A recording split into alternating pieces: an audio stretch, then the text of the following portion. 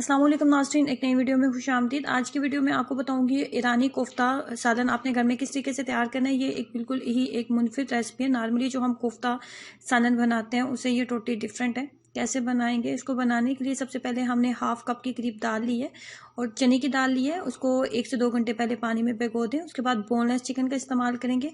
हड्डी वाला चिकन मौजूद है तो उसके साथ भी आप इसको बना सकते हैं। अगर आप बोनलेस इस्तेमाल करेंगे तो ज़्यादा बेस्ट है और इसकी मिकदार हाफ केजी है। हाफ कप चने की दाल और हाफ केजी चिकन का इस्तेमाल किया मैंने इसके अंदर। उसके बाद हम लेंगे 1 अदद दालचीनी का टुकड़ा लेंगे और 1 अदद बड़ी इलायची लेंगे। उसके अलावा हम इसके अंदर कोई भी गर्म मसाला ऐड नहीं करेंगे। उसके बाद 2 जवे लहसुन के, एक छोटे साइज़ का प्याज और वो भी हाफ कर लें। उसके बाद इसके अंदर हम ऐड करेंगे अदरक ऐड करेंगे और प्याज आप देख लो प्याज की मिकदार कितनी है। उसके बाद अदरक हम इसके अंदर ऐड करेंगे। नमक हाफ टी स्पून, 1 टीस्पून इसके अंदर लाल मिर्च पाउडर ऐड करेंगे। तमाम मसाले डालेंगे प्रेशर कुकर में तमाम चीज़ों को और इसको 10 मिनट के लिए हम जो है अच्छे तरीके से कुक कर लेंगे। उसके बाद पानी की मिकदार इसके अंदर हम तकरीबन 2 गिलास के करीब पानी इसके अंदर ऐड करेंगे और इसको अच्छे तरीके से हम जो है कुक कर लेंगे। जैसे ही सीटी बजना स्टार्ट होगी तो सीटी बजने के 7 से 8 मिनट के बाद आपने प्रेशर कुकर को जो है आपने फ्लेम को बंद कर देना है और प्रेशर कुकर जो है आपने जो है उसको खोल लेना है। इससे ज़्यादा आपने इसको कुक नहीं करना।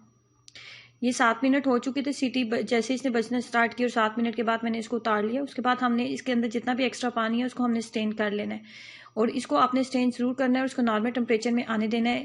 उसके बाद आपने इसको चॉपर में डालना है और ये जो पानी आपके पास बच गया इसको आपने गिराना नहीं है। इसी के साथ हम ग्रेवी बनाएंगे। ग्रेवी में हम इसी पानी का इस्तेमाल करेंगे। उसके बाद ये जो है इसको हम नॉर्मल टेम्परेचर में आने देंगे। जब ये नॉर्मल टेम्परेचर में बिल्कुल आ गया और उसके अंदर से जितना भी एक्स्ट्रा पानी था वो स्टेन हो गया तो उसके बाद आपने इसको चॉपर में डालना है या सिलबट्टे में, कोई भी चीज़ आपके पास जो इजीली अवेलेबल है उसका आप इस्तेमाल करें। और उसके बाद आपने इसको आपने अच्छे तरीके से पीस लेना होता है। इसके अंदर चने की दाल होती है तो ये बहुत ज़्यादा ड्राई हो जाता है तो इसकी बाइंडिंग के लिए कि इसको हमने इसके जो बनाने हैं कोफ्ते बनाने हैं तो इसकी बाइंडिंग के लिए हम इसके अंदर अंडे का इस्तेमाल करते हैं। 1 अदद अगर अंडा आप ले रहे हैं तो आपने एकदम से पूरा अंडा इसके अंदर नहीं ऐड करना होता। पहले आपने थोड़ा सा हाफ अंडा ऐड करना है और अगर आपको लग रहा है कि बाइंडिंग बहुत अच्छी हो रही है, मज़ीद अंडा डालने की ज़रूरत नहीं है तो फिर ठीक है। अगर आपको लगे कि मज़ीद अंडा डालने की ज़रूरत है तो आप डाल लें। एकदम से सारा अंडा ना डालें वरना ये बहुत पतला हो जाएगा और आपसे फिर कोफ्ते को एक अच्छी शेप देने में मुश्किल हो जाएगी। हाफ अंडा डालने के बाद पहले इसको अच्छे से मिक्स कर लें, हाथों की मदद से मिक्स कर लें और देखेंगे आपकी बाइंडिंग हो रही है अच्छे तरीके से। उसके बाद आप बाकी अंडे अगर आपको लगे कि ज़रूरत महसूस हो तो फिर आप डाल लें। वैसे मैंने एक अंडा लिया था और उसका हाफ मैंने इसके अंदर डाला था, पूरा अंडा मैंने इसके अंदर ऐड नहीं किया था। नॉर्मल जो हम कोफ्ते बनाते हैं उससे थोड़ी सी इसकी शेप होती है वो डिफरेंट हम बनाएंगे। वो तो बिल्कुल गुलाई के साइज़ में बनाए जाते हैं बॉल्स की तरह, तो इसको हमने बॉल्स की तरह नहीं बनाना। इस तरीके से हम थोड़े बड़े साइज़ के इनको बनाएंगे इस तरीके से।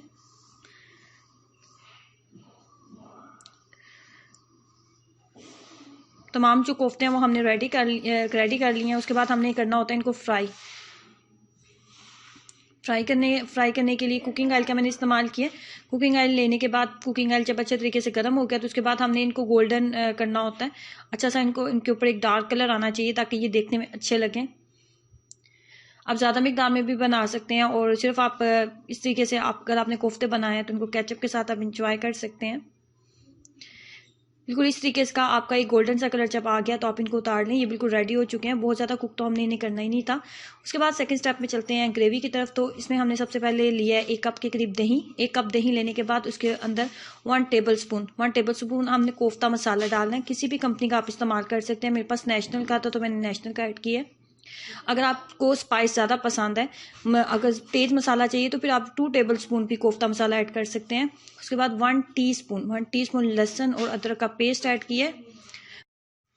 दही, कोफ्ता मसाला और लहसुन अदरक अच्छे से मिक्स करने के बाद ग्रेवी बनाने लगे हैं तो उसके लिए 1 कप के करीब आपने कुकिंग ऑयल लिया तो उसके बाद हमने इसके अंदर दही ऐड कर देना होता है। दही की मिकदार 250 ग्राम थी, 1 पाव के करीब दही था। अब हमने इसका जो दही के अंदर जो पानी होता है ना, वो उस पानी को हमने ड्राई करना है। तो इसको हम 2 से 3 मिनट के लिए ढक्कन के साथ कवर करके रख देते हैं, फ्लेम को हाई कर देते हैं ताकि इसका जो एक्स्ट्रा पानी है दही का वो बिल्कुल ड्राई हो जाए और ये थोड़ा थिक सा ग्रेवी की शेप में हमारे पास तैयार हो जाए।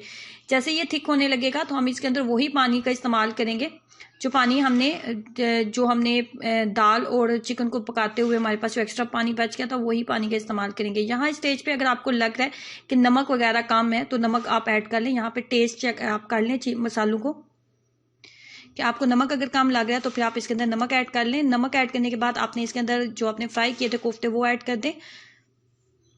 फ्लेम को थोड़ा हाई कर दें ताकि ग्रेवी थोड़ी थिक हो जाए, क्योंकि इसमें पतली ग्रेवी जो है वो अच्छी नहीं लगती। फ्लेम को थोड़ा सा हाई करने के बाद 2 से 3 मिनट के लिए इसको ढक्कन के साथ कवर करेंगे और फाइनली इस तरीके से हमारे पास ईरानी कोफ्ते जो हैं तैयार हो जाते हैं। खाने में बहुत टेस्टी बनते हैं क्योंकि ये बहुत ज़्यादा मिर्च मसाले वाले नहीं होते। इसके अंदर सब्ज़ धनिया, सब्ज़ मिर्चों का इस्तेमाल नहीं किया जाता, गर्म मसाले का इस्तेमाल नहीं किया जाता। थोड़ी हटके थोड़ी डिफरेंट रेसिपी है, तो ज़रूर ट्राई कीजिएगा, आपको बहुत पसंद आएगी। इसके साथ आपके पास अगर रोगनी नान है या फिर अगर आप सादे चावल अगर आप इसके साथ खाते हैं तो ये खाने में बहुत टेस्टी लगते हैं। सो ट्राई कीजिएगा, अपना एक्सपीरियंस जरूर शेयर करें। वीडियो को लाइक करना और चैनल को सब्सक्राइब करना मत भूलें। अल्लाह हाफिज़।